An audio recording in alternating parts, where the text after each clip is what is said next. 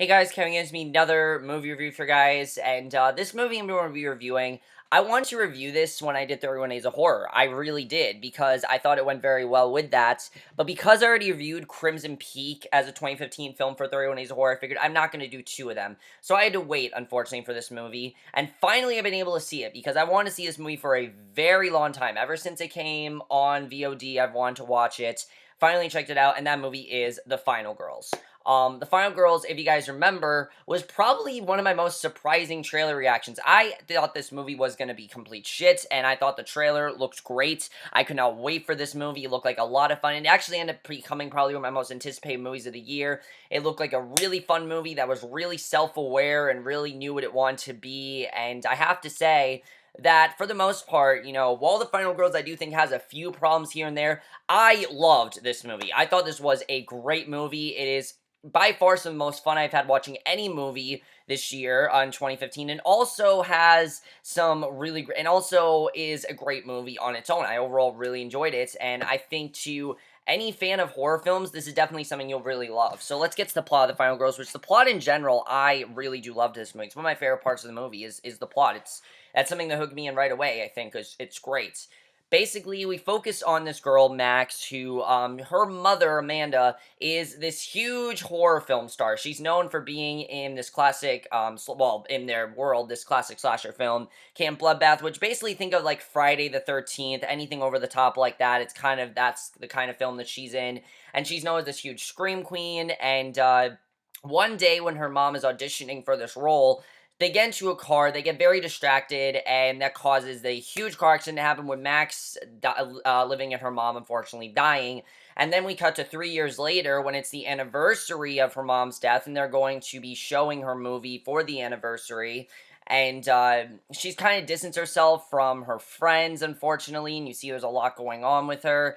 And basically, they all get ready to go to this movie with her friend and also her crush and her friend's stepbrother. But basically, what ends up happening is that while they are watching this movie, a huge fire starts. Unfortunately, the crowd sets this fire basically, and everyone ends up dying in the theater except for this group who actually finds out that when they next wake up, they're actually in the movie that Max's mother was in. And when Max realizes that her mother is alive in this movie, she kind of used it as a way to reconnect with her, and also they, as a whole, basically have to try to find the final girl so that way they can survive, and that basically is a plot of The Final Girls, which I think is a great plot. I really love that, and that's one of the things that makes this movie so great in general, is the plot. I mean, I've never really seen a plot like that, and yes, some people could say, oh, this movie's like Cabin in the Woods. I really don't think it is. I think it's much different than that. Obviously, I haven't seen Cabin in the Woods, which I wanted to watch it for 31 Days of Horror, didn't get a chance to. I'll watch that next year, but I do think this movie does a lot of things differently than some other, horror films horror comedy parodies I've seen. That's something that's very big now, and I'll get into that. But first, let's get to the cast of this movie, which honestly is pretty genius, because a lot of the people in this movie are known for horror shows and horror movies, and they put them in this movie, and I thought that was very smart, especially our lead, Thaisa Farmiga, who, of course, she's known for American Horror Story, and she's great here and is great in this movie. She's great there and is great in this movie as well. I think she did a great job as the character of Max. I really loved her character.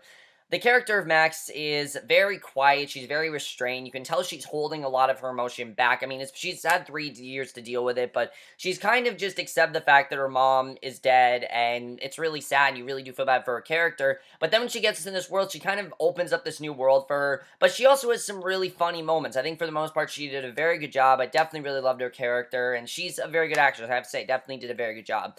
Malin Ankerman definitely was having a lot of fun with this role. I'm pretty sure that, since she's in like her 30s or 40s, you can tell that she very much is a fan of these horror films, and she definitely does a very good job as Nancy, who's the character she is in for most of this movie. Amanda, she's in for like the first 3 minutes, but then as Nancy, she's just such a great character because, she has no idea what's really going on.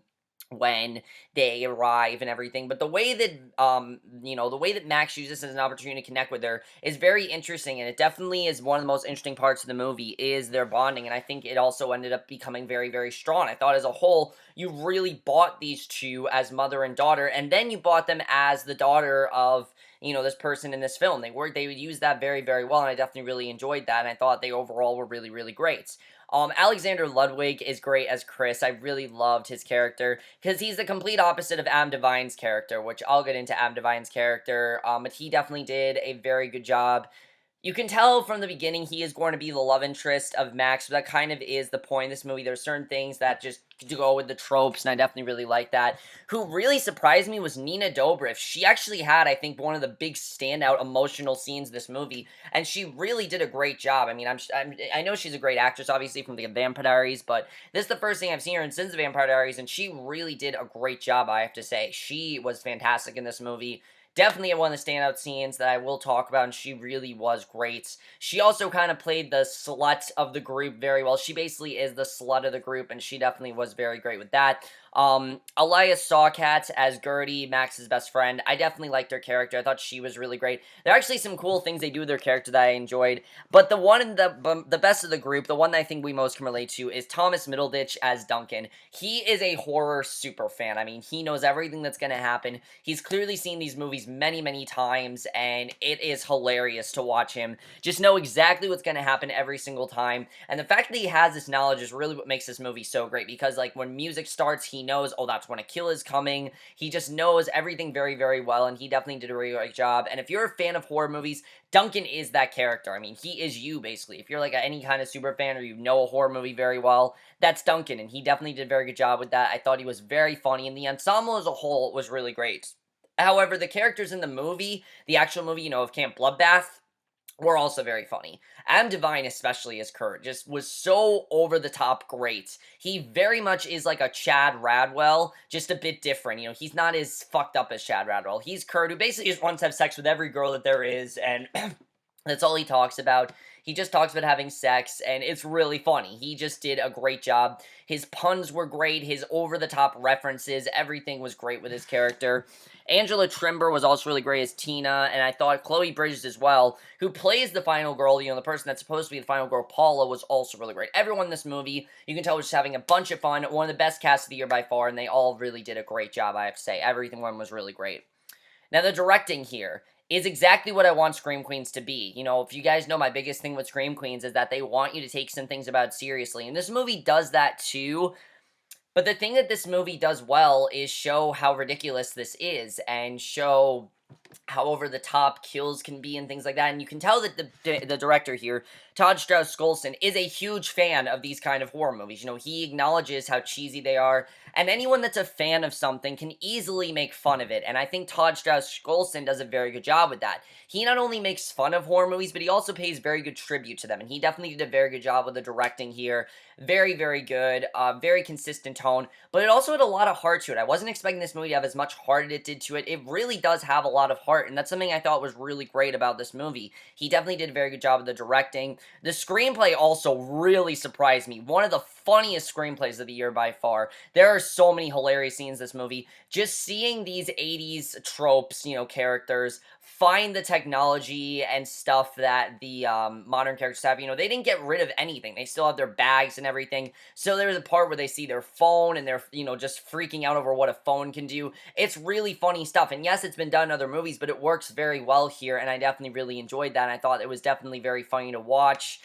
Just seeing all of that happen. And of course, the characters knowing what's going to happen in the movie is really interesting. The way they get all the characters to figure out, oh, you're in a movie, was very cool. It's kind of a way I hadn't seen them do it before, and I definitely really like that. I think that's something that really works very well in this movie. We've seen movies where characters go in other movies, but for here, I just think it works a little bit better. There's more of a purpose, definitely, for it to happen here, and I enjoyed that, definitely.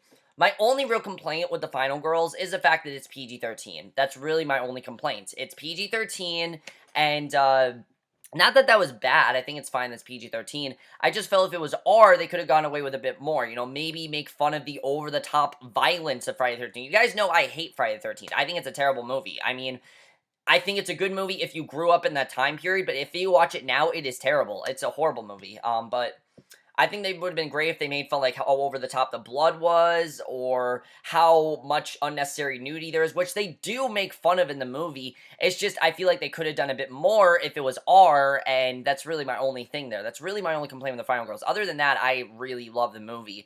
That's just really my only complaint here. The cinematography was great, honestly. I thought the cinematography looked great, even though you felt like you were watching an old 80s movie. It was really cool the way they did it. I definitely really enjoyed that.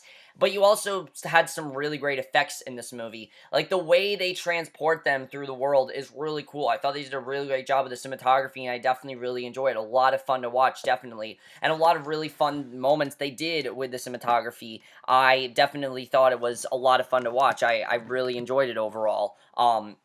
Definitely, it's something they did very, very well. Also, something else I love about the screenplay is that there are a lot of twists in this movie. Like, you pretty much think you know what's going to happen when you go into this movie, and it's not exactly what happens. I was surprised by some of the things that happens here. You know, they at first think that they're not going to die because they're not supposed to be in the movie, but then, of course, crazy shit starts to happen, and that's when the movie, I thought, got really, really great. And I will admit that it did take at least 20 minutes for the movie to actually get funny, but that's because that's how long it actually takes for it to turn to a full-fledged comedy, and I definitely really like that. The score is so over the top and so cheesy, and it's great. I mean, the score that they had, the 80s music, was all perfect because it's supposed to be over the top, it's supposed to be cheesy, and they did a very good job with that. I really enjoyed the cinematography for the most part. I mean, the score, I thought it was really, really great. And the regular score as well was also very good. And I will admit there was one part of the score that did almost make me tear up a bit. I will admit that to you guys. And I'm going to talk about that when we get spoilers, because I actually do want to talk about spoilers for this movie. The editing was perfect. The movie went by like that. I was into it the whole time. It's only 91 minutes long, but I was into it the whole time. It's a very, it's a movie that's very easy to get into, and you'll stay into it, and I definitely really love that. But now I do want to talk about a few things I didn't expect this movie to have. If you haven't seen The Final Girls, I do want to spoil a few things, because I do want to talk about some of the things I actually really enjoy about this movie that I didn't know going into it. First things first, like I said, I did not expect this movie to have as much heart as it did, and probably one of my favorite scenes was Vicky's scene where she's apologizing to Max for what she did. You know, she talks about how she was with Chris and how she distanced Max. You know, they used to be best friends, and Max distanced herself from her, and she apologized to her. It's a really powerful scene. I mean, you can tell at this point that she doesn't know if she's going to live or not, because this is when they realize that they are going to die. And, you know, once Duncan dies, they realize that, and that's why I really love that scene with Vicky. You know, when she does die, it works very, very well, and I definitely really like it about her character. You know, you really find out a lot about these characters from them being in this world, and I definitely really enjoyed that. I thought they did a very good job with that. That's something I really enjoyed. And then, you know, when they're killed off one by one, they did in some creative ways. Like, example, Paula's character, you don't expect her to be the first one to die. She's like the first one to die in the movie, and it really sucks, because obviously she was the final girl, and that's when they realize that they're fucked, and that Max is going to be the final girl. I will admit that was predictable, but I thought they handled it very, very well, especially the scene towards the end between Nancy and Max, when Max reveals that, you know, she's actually her daughter, and the bond that they had, and that she never got to tell her mother she loved her. You really see that you know, Max really gets a sense of closure with that, and I definitely really love that about that scene. Now, the ending of the movie, I can understand if some people were a bit upset by it, but I think it works very well, making fun of how many unnecessary horror sequels there were in the 80s, because, you know, even nowadays, if you can make a quick buck, you can make a sequel off of it. It's really, that's what it comes down to, and, you know, that's why those movies had sequels, because they were cheap to make, and they made a lot of money off of them, because they knew people would see them. And when they realized that they're going to be in the sequel, I think it sets it up very well. I honestly would like to see a sequel to this movie. It'd be a lot of fun if they did that. I think it could be really good, definitely. But the thing is, they said they're going to do it off of money, but the movie was only released in very limited theaters, and it is on Blu-ray already. Like, you can get this on Blu-ray right now, guys. I'm not lying to you. You can check it out on Blu-ray. It came out this week, so you guys can check it out then and get it on Blu-ray. But hopefully the Blu-ray sales are really good, because I honestly would like to see how they follow it up. It could be really fun if they did that. And I like the way that they had, you know, the closing credits and then go through the second movie. That was actually pretty genius. I really like that. And especially when you think that they're actually safe, they're not safe, and that's when you think things are going to get really great. And just the fact that Duncan's like, oh, the sequel's so much better, I thought that was really great, because, again, he is a huge fan, and it'll be interesting to see if the sequel does things a bit differently. I'm expecting them to do things a bit differently. differently. I hope they do, but it's something that I would like to see a sequel of overall. But overall, guys, Final Girls was a very fun movie. It actually had a lot of heart to it. Probably, like I said, some of the most fun I've had watching any movie this year. And I'm definitely going to give The Final Girls a 4.5 out of 5 or an A overall. It really succeeded very well. It's a very fun movie. It might be kind of similar if you've seen movies like this before, but I do think it does some stuff very new. I definitely really enjoyed it, and definitely one of the biggest surprises of the year by far. But that was just my review of Final Girls. Hope you guys enjoyed. Let me know what you guys saw this movie you have seen, and we'll see you guys in my next video, which will be for the Nick. I know, I keep saying it's going to be for the Nick. It's going to be for the Nick. Well, it will be for the Nick, because I will be finally watching the episode. I know someone commented on my last video, when are you going to review the Nick? Well, that will be my next review, hopefully. If it's not for that, it will be for Empire, and I will see you guys for that. Okay, bye.